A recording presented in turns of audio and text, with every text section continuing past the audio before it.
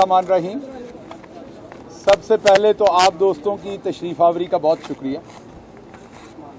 लाखों करोड़ों दरूद हमारे खातमुन नबीयीन मोहम्मद मुस्तफ़ा सल्लल्लाहु अलैहि वसल्लम, उनकी आल पर, औलाद पर, उम्मत पर, उनकी हुर्मत पर हमारी जान भी निछावर। आप सबको पता है कि जब भी एक बच्चा पैदा होता है पाकिस्तान के अंदर और वो स्कूल जाना शुरू होता है तो जो चंद पहली चीजें वो पढ़ता है और समझता है, उनमें से उन चंद चीजों में से एक चीज 6 सितंबर के दिन की कहानी है। 6 सितंबर के दिन और रात की कहानी, और उससे पहले के जो चंद अयाम हैं उसमें इस कौम की मां ने जो बहादुर सपूत पैदा किए और उन्होंने अपनी मां के दूध की लाज रखते हुए दुश्मन से तादाद में भी कम होने की बावजूद, असले की ताकत से भी कम होने के बावजूद और मालो दौलत और दूसरे रिसोर्सेज कम होने के बावजूद सिर्फ एक नया मुल्क बने हुए, अभी जिसको 20 साल भी नहीं हुए थे, माओ ने ऐसे बेटे जने कि उन बेटों ने ना सिर्फ दुश्मन के खिलाफ जंग लड़ते हुए इस मुल्क के चप्पे चप्पे का दिफा किया, बल्कि उन्हें मरदूदन उन्होंने घर तक छड़ के आए। 6 सितंबर का एक ऐसा दिन है जिसमें कोई पॉलिटिकल पार्टी हो, जब सितंबर का महीना शुरू होता है, अगस्त का पूरा महीना पूरा पाकिस्तान हरे रंग में रंगा होता है। हर शख्स ने अपने सीने पे परचम जमाया होता है, बच्चों ने झंडियां लगाई होती हैं और वतन अजीज के तूल अर्ज में हर शख्स आजादी के उन दिनों को मनाता है। और जैसे ही सितंबर का महीना शुरू होता है तो पूरा मुल्क जो है वो अपने शोहदा के खून की लाली को याद करता है, उस बहे हुए खून की खुशबू को याद करता है और इस चीज का अयादा करता है हर शख्स। और भले यहां खड़ा कैमरामैन हो, भले पीछे डेस्क पे बैठा हुआ रिपोर्टर हो, भले यहां फील्ड का सहाफी हो, यहां फैसलाबाद का ताजर हो, या मेरे डिजकोट के पीछे के किसान हो, या गुजरावाला में कोई फैक्ट्री का मालिक हो, या बलूचिस्तान के अंदर बैठा हुआ कोई शहरी हो, सिंध के अंदर बैठा शहरी हो, केपी का हो, कश्मीर का हो, जीबी का हो, मुल्क के किसी तूल-ए-अर्ज में बैठा कोई शख्स भी किसी शोबा से वाबस्ता भी हो, वो ये समझता है कि अगर मुल्क को जरूरत पड़ी तो उन्हीं शोहदा के जो भाई अब वर्दियों में मलबूस हैं उनके शाना बशाना खड़े होके हम में से कोई भी अपने खून का एक कतरा भी जिस्म में रखने की तरफ नहीं जाएंगे, बल्कि वो वतन की हुर्मत पे बहाने को तैयार होंगे। आज मैंने भी हाजिरी दी हमारे पाकिस्तान एयरफोर्स, जिसके ऊपर पूरे पाकिस्तान को फख्र है। जिस तरीके से पाकिस्तान एयरफोर्स लड़ी, उसके शोहदा ने शहादतें पेश की, वो सितंबर की रातें और दिन कभी रहती हुई दुनिया की हिस्ट्री में नहीं भूलेंगे। हमें अपनी एयरफोर्स के उन शहीदों पर और हमारी आज की एयरफोर्स पर और हमारी दूसरी अफवाज पर फख्र है।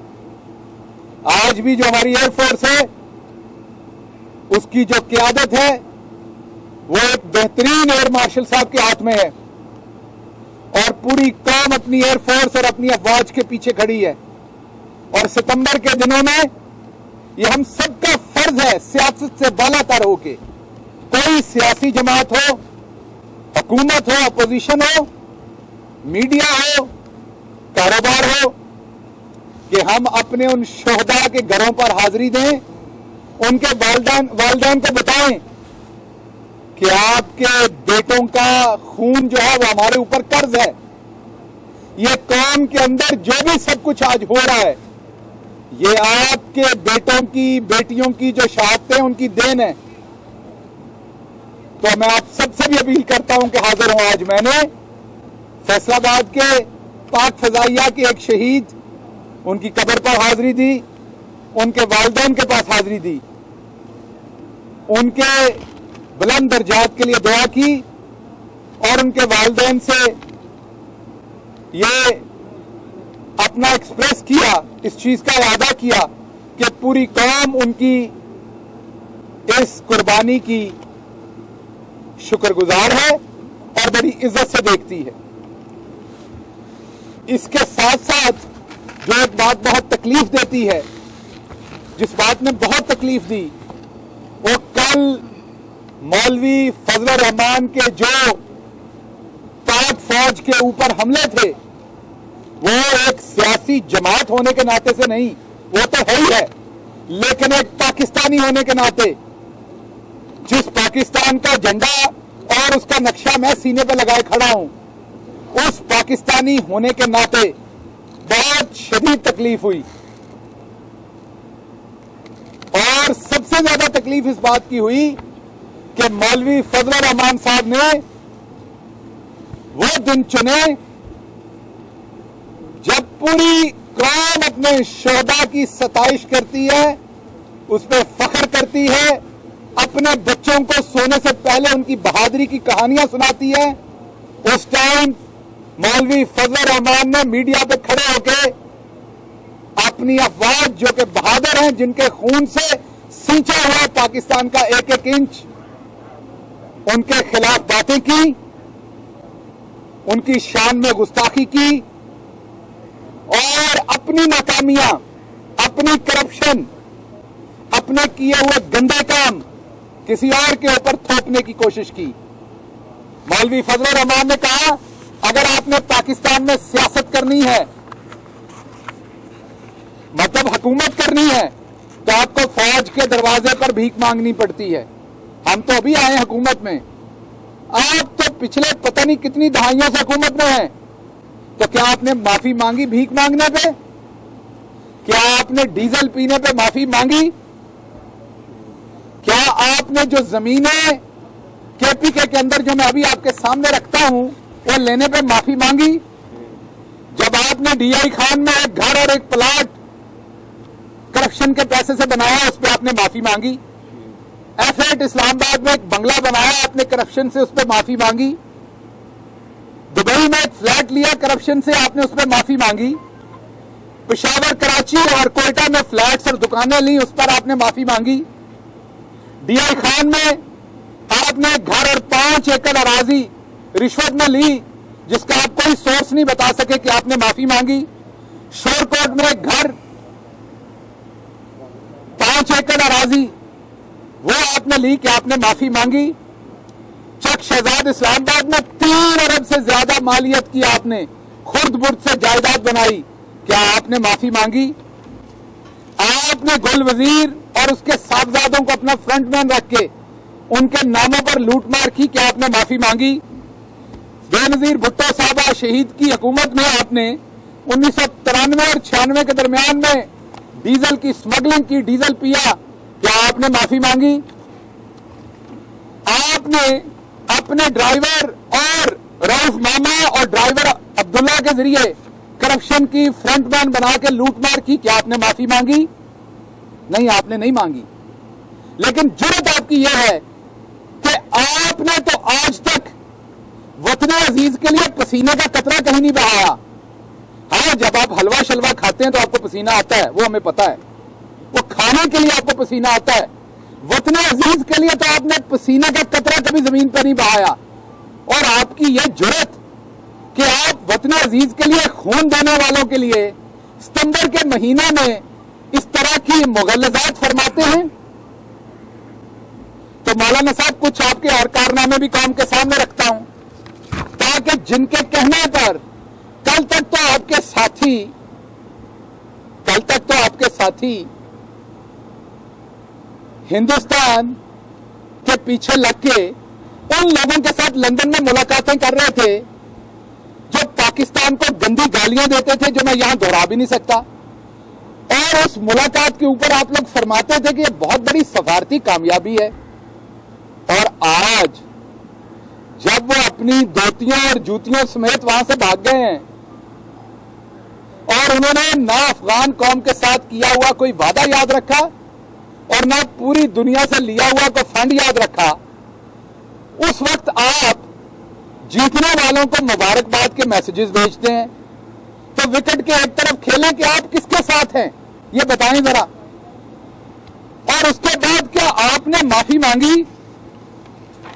ये जो बयान था ये रिकॉर्ड पर रहा, बड़े साल रिकॉर्ड पर रहा, आपने आज तक इसकी तरदीद नहीं की। ये कहता यह है कि मौलवी फजल ने, मैंने मौलाना नहीं कहूंगा क्योंकि कोई काम मौलाना वाला नहीं है, मौलवी फजल साहब ने repeatedly asked us to make him prime minister. ये देख लें, ये 2007 में छपा, आज तक इन्होंने इसकी तरदीद नहीं की, कोई मुकदमा नहीं किया। क्या आपने इस पर माफी मांगी? चले सितंबर के महीने में ना सही, किसी और महीने में मांग लेते। आगे चलते हैं। विकीलीक्स आई, पूरी दुनिया में जिसने करतूत की थी वह शर्मिंदा जरूर हुआ। विकीलीक्स क्या है? घर में बैठे लोगों के लिए जब कोई भी अमेरिकी सफीर या अमेरिकी नुमाइंदा दुनिया के किसी मुल्क में भी किसी से मुलाकात करता है तो ये उसकी जिम्मेदारी होती है दफ्तरी, हमारे भी सफीरों की होती है, हर मुल्क के सफीरों की होती है कि वो जो मुलाकात करें उसको लिख के सारा अहवाल पीछे भेजें कि मुलाकात में क्या डिस्कस हुआ, अगले बंदे ने क्या मांगा, क्या बात की, किस बात के ऊपर उसने एजिटेट किया, वो तमाम चीजें उन्होंने लिख के भेजनी होती है हर फॉर्मल मीटिंग की। फजल रहमान साहब की मीटिंग हुई, मैं आपको अभी बता देता हूं। ये 20 नवंबर को मुलाकात हुई और 2007 के 20 नवंबर को और 27 नवंबर को अमेरिकी एम्बेसी से एम्बेसडर ने यह खत अमेरिका में भेजा, ये वाला। उसमें बड़े वाज़ेह तौर पर यह लिखा गया कि फजल रहमान साहब ये कहते हैं कि अगर तुसी मैनू वजीर आजम बनाओ तो मैं आपको हर किस्म का तावन करने को आपके साथ तैयार हूं। यह था फजल रहमान साहब का वहां पर कारनामा और यह उनकी वहां पर ख्वाहिश थी। आगे चलते हैं। फजल रहमान ने यह भी कहा 2011 में कि मैं अमरीकियों से बाहर मिलना चाहता हूं। एक और लीक है, पाकिस्तान के अंदर उन्हें फिक्र है कि हमारी जो एजेंसीज हैं उनकी मुलाकात के अंदर अमरीकियों के साथ जो बात करेंगे वो हमें पता चल जाएगी। ये 2007 की बात कर रहा हूं। फजल रहमान ने यह ख्वाहिश का इजहार किया कि मैं अमरीकियों से पाकिस्तान से बाहर जाके मुलाकात करना चाहता हूं। और विचली गल नहीं होंगी जी, विचली गल बाहर करनी है जरा। और जिवें हलवे की प्लेट दे विच सौगी हुंदी है ना, जिन्हों उर्दू स्पीकिंग किशमिश कहंदे ने, और विचली गल जी बाहर करनी है जाके। क्या आपने इस पर माफी मांगी? नहीं, आपने नहीं मांगी। ये मैंने जो आपको खत दिखाया विकीलीक्स का पहले, जो 2007 का था, इसमें जो बात की, ये मैंने आपको खत दिखाया अभी, ये 2007 का। इसमें यह कहा गया कि अगर आप मुझे वजीर आजम बना दें, यह खबर आई उसके बाद, आपको याद होगा कि अगर आप मुझे वजीर आजम बना दें तो जो कहोगे मैं करांगा, जिस पा आखोगे हर शय बेचांगा। शायद शहर तो बाहर लोगों को पता ना लगे, हुण जरा रिवाज बदल गया है। जब मैं स्कूले पढ़ता सा तो ऐसी बार्टर सिस्टम की शावां खरीदी दियां सन पिंड, मैं आप भी। जिहड़ा सस्ता फ्रूट हुंदा सी वो दाणियां तो 2 तोल हुंदा सी, मौलवी फजल साहब वर्गा, तो जिहड़ा महंगा फ्रूट हुंदा सी वो कोई दाणियां तो आधी हुंदा सी, तो दाणियां दे भाव हुंदा सी। वो घरों असीं छन्ना दाणियां दा भर के देईदा सी ते ओहदे हिसाब नाल तोल के अगों फ्रूट दिंदा सी। ये मैं आप लैंदा रहा। ये लोगों ने लगता दुनिया च बड़ी तरक्की हो गई, साडे पिंडां च अजे भी वही हाल है। हुण जाके उत्थे कुछ काम हो रहा, स्कूल अगे बनवा रहे हैं। सो क्या आपने इस पर माफी मांगी? मौलवी फजल साहब उसके बाद अकाउंटेबिलिटी ब्यूरो ने आपने जो करप्शन और लूटमार की अरबों रुपए की, उस पर आपको बुलाया और आपने कहा कि मुझे कोई करप्शन के इल्जाम में नहीं बुला सकता, मैं किसी अदालत को जवाब दे नहीं हूं, मैं किसी नैब के सामने हाजिर नहीं होऊंगा। क्यों आप मुसलमान नहीं हैं? आप किस चीज के मौलवी हैं? क्योंकि जिस मजहब का पैरोकार मैं हूं,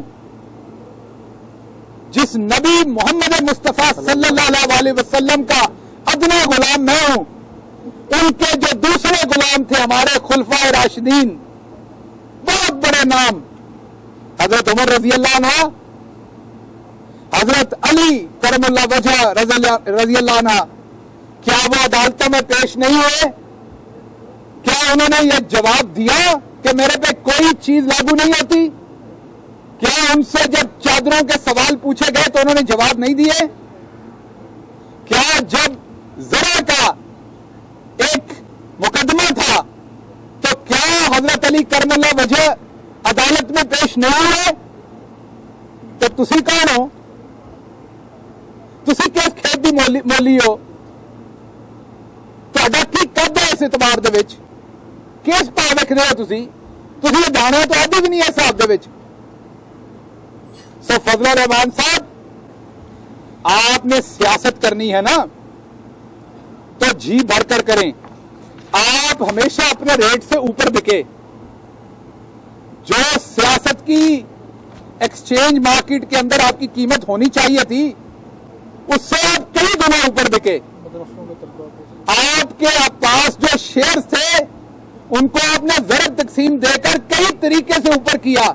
शेयर आपके पास 5 सीटों के थे, मदरसे के बच्चों को इस्तेमाल कर करके आप 25-30 शेयर बता के बेचते रहे। आप अपनी कीमत से बहुत ऊपर बिकते रहे हैं। यह तो शुक्र खुदा का है कि प्राइम मिनिस्टर इमरान खान इस मुल्क में सियासत में आए। पिंडा के मैल कढ़न वास्ते रंग कार्ड इस्तेमाल करते हैं। असी जैसे जिमीदार रंग कार्ड पाता तो निथर के अर्शा सामने आ जाती है। ये तो इमरान खान ने सियासत में रंग कार्ड डाला तो आप जैसी जो सियासी मैल थी वो उतर के साफ हुई, तो हमें पता चला आप तो खोटा सिक्का है। अब आपका सियासत में कोई इस्तेमाल नहीं है, आपको कोई खरीदता नहीं है। एक नून लीग है जो अभी भी जीटी रोड की पार्टी बच गई है, वो आपके पीछे लगी हुई है। तुसी हो जिन्होंने ना किसी का अपना घर वसाया ना किसी का वसन देना है। सो आप सियासी तलाकें करने वाली माई हैं, इसके आगे आपका कोई किरदार नहीं है। सो मेरा आपको मशवरा यह है कि आप सियासत करें जो कि आप इमरान खान के खिलाफ नहीं कर सकते। आपने यहूदी एजेंट का इल्जाम लगाया था, बाद में आप ही की एक पार्टी के बंदे ने रूह रवा ने यह माना कि नवाज शरीफ की हुकूमत के दौरान नवाज शरीफ ने आपकी पार्टी के बंदे को इजराइल के साथ मुज़ाकरात करने भेजे और अब वो मुज़ाकरात नवाज शरीफ के कहने पे आपकी पार्टी के बंदे ने किए।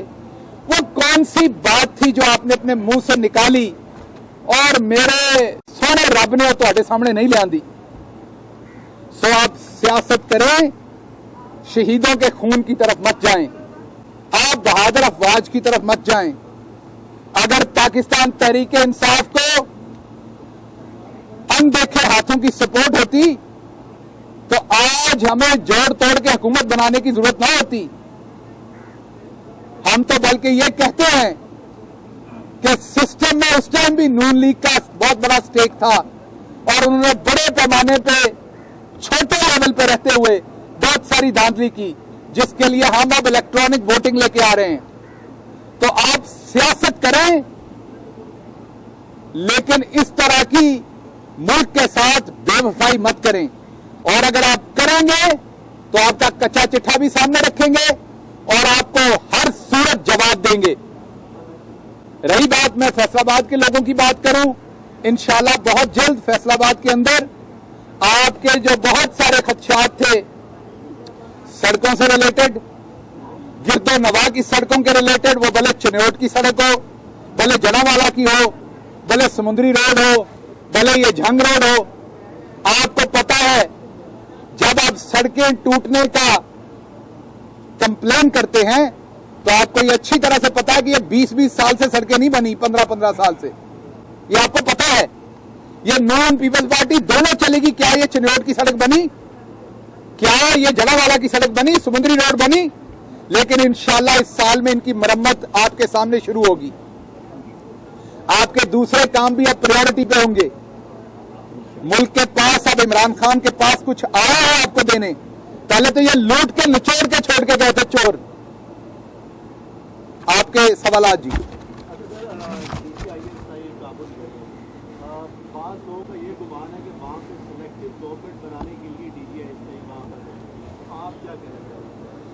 देखिए, DGISI का जो दौरा है काबुल का, उसके ऊपर एक तो ISPR जवाब देंगे और अगर फॉरेन ऑफिस की कोई उसमें बात हुई तो वो जवाब देंगे। मैं वज़ीर-ए-आज़म पाकिस्तान इमरान खान साहब का तर्जुमान हूं। मेरे ऑफिस से रिलेटेड जो चीज़ है मैं उसी का जवाब दूंगा। दूसरे सवाल जो हैं वो रेलेवेंट फोरम के ऊपर किए जाए। लेकिन ये बात बिल्कुल क्लियर होनी चाहिए, पाकिस्तान अमन में सबके साथ खड़ा है। जो प्राइम मिनिस्टर की स्ट्रेटजी है, कॉन्फ्लिक्ट में हम हिस्सेदार बनने को तैयार नहीं है, लड़ाई झगड़े में, अमन में सबके हिस्सेदार हैं। मुबारका के जो ज़खायर हैं वो तारीख की बुलंद तरीन सतह पर पहुंच गए हैं, नो डाउट, लेकिन उसके साथ साथ डॉलर की जो कीमतें हैं वो भी तारीख की बुलंद तरीन सतह पर हम देख रहे हैं। महंगाई हो रही है। नवाज शरीफ साहब ने भी इसी पे वज़ीर आज़म को कल ट्वीट किया है कि वज़ीर आज़म कहते थे अगर कोई चीज़ महंगी हो तो समझ लो मुल्क का वज़ीर आज़म चोर है।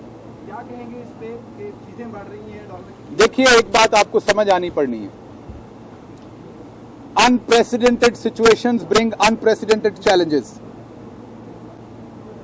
आप साफी हजरात पढ़े लिखे लोग हैं, सिर्फ गूगल कीजिए कि इस टाइम पूरी दुनिया का कोरोना के बाद सबसे बड़ा इम्तिहान कौन सा है? वो इन्फ्लेशन है। आप कॉटन देख लें पूरी दुनिया में, खाने को तो एक बाद में बात करते हैं, पेट्रोल देख लें, LNG देख लें, सरिया देख लें, आयरन, सीमेंट देख लें, स्टील सरिये को। आप कोई कमोडिटी दुनिया की मुझे बता दें जो सस्ती हुई हो पिछले 2 साल में पूरी दुनिया के अंदर। कोई रेट 80% बढ़ा है, कोई 50% बढ़ा है, कोई 60% बढ़ा है।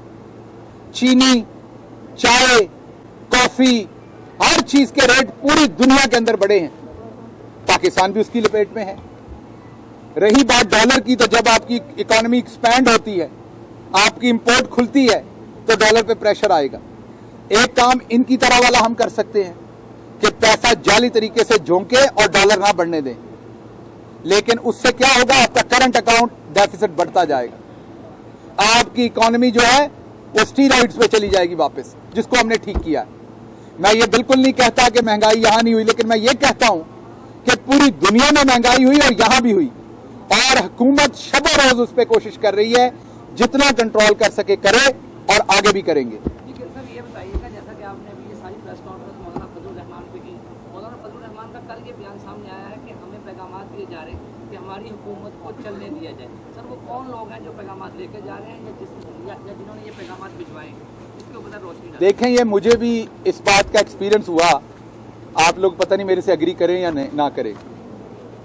किसी दिन तुसी रज के रोटी खा लो तो खाब ज्यादा आंदे ने, बहुत ही रज के खा लो तो जे उत्तों तुसी कोई लस्सी शस्सी पी लो तो होर आंदे ने। मैनूं लगदा मौलाना साहब किते दावत ते गए सन किसी दे घर ते रोटी ज्यादा रज के खा लईए, तो उन्होंने लगता कि असीं पैगाम भेजे ने। मौलाना साहब, यह जिहड़ा साडे वाला टैलीफोन है, इत्ते मौलाना साहब की इनकमिंग भी बंद है तो आउटगोइंग भी बंद है, कोई उन्होंने पैगाम नहीं भेज रहा। जी गिल साहब, आपने बड़ा कॉम्प्रीहेंसिवली इस प्रोग्राम को लगता है कि मौलाना फजलुर रहमान पे ही नाम किया हुआ है, तो इसमें मैं ये कहता हूँ कि आपने जो गिले शिकवे मौलाना साहब को आईना दिखाने की कोशिश की है, करप्शन जो है वो बेनकाब करने की कोशिश की है।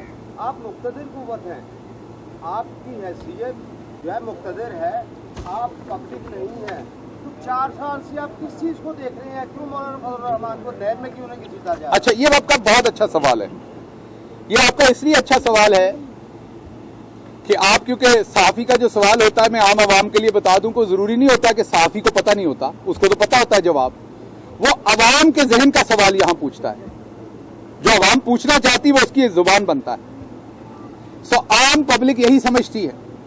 तो मैं करेक्शन कर दूं, नायब हमारे नीचे नहीं है, अदालतें हमारे नीचे नहीं है, हम इनको सजा नहीं दे सकते, हम इनेबलिंग एनवायरनमेंट बना सकते हैं जिसमें इनको सजा मिले, और वो हमने बनाया हुआ है।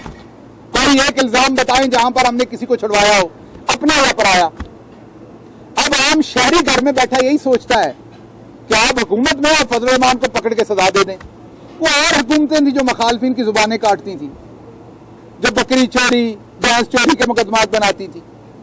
ये हुकूमत जो है, ये करप्शन की अगर हमें आप जमीन बता दें, हम बुलडोजर चला के जो हमारे इख्तियार में है उसी दिन वापस ले लेंगे। वो है हमारे इख्तियार में। क्या वो वापस ली हमने अरबों रुपए की जमीन या नहीं? जवाब है हाँ। अब अगर इन्होंने कोई माल खाया है, करप्शन की है, उसका रेफरेंस नैब ने बनाना जो हमारे नीचे नहीं है, उसको सजा अदालतों ने देनी जो हमारे नीचे नहीं है। तो इसलिए गवर्नेंस के सिस्टम को समझे। हर चीज पर कादर जो है वो सिर्फ अल्लाह की जात है। उसके बाद जो इंसान है नीचे, उनको अल्लाह ने बांट के जिम्मेदारियां दी हुई हैं। ऐसे ही हुकूमत के जिम्मे भी बांट के है। हुकूमत के जिम्मे जो काम है उसमें कोई कोताही है तो बताइए।